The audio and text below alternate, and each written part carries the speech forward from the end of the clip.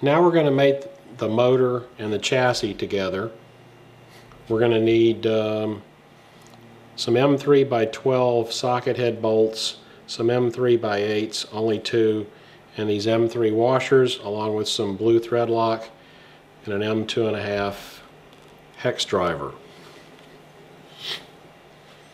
As you might remember, we left these cross frame mounts loose on the bottom plate. They still are. And if you notice, the start yoke has a bearing in it. That bearing is going to engage with the start coupler that we installed earlier. A couple of alignment issues. Just like when we put the clutch into the chassis, there's 3 sets of holes on the motor mount. The center holes are for the 18-tooth pinion. The other holes are for the optional pinions. The ones on this end are for the larger 19-tooth, and the ones on this end are for the smaller 17-tooth.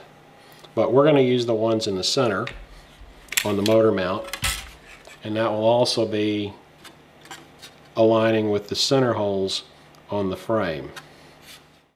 Okay, before we can actually put these together, the clutch has to be in this position. Otherwise it won't fit between the frames. After that, it's fairly straightforward.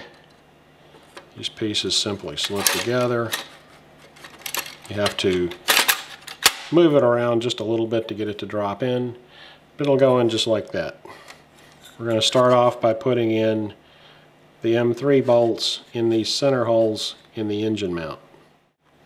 You can see that I've installed the 4 engine mount bolts with washers.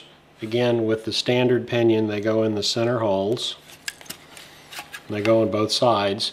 I did put thread lock on them, but I haven't fully tightened them yet. You might remember that I left these bolts loose earlier as well, along with the bolts inside the clutch bearing block where it mounts to the main bearing block.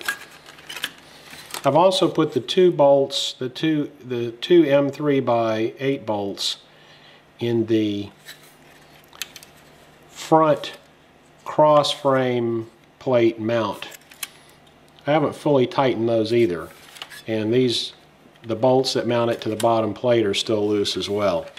Now, if you want to know why I'm doing that, it's because I'm going to do an engine alignment here, and this has the pull starter on it, so I'm just going to grab the frame, pull the motor through a few times. You may remember I left the spark plug out, so it's very easy to turn over. At this point, I can tighten all these up. I can tighten up the motor bolts, the clutch bearing block bolts, the frame plate bolts, both on the bottom and the side. At that point, we're going to have the motor installed in the chassis.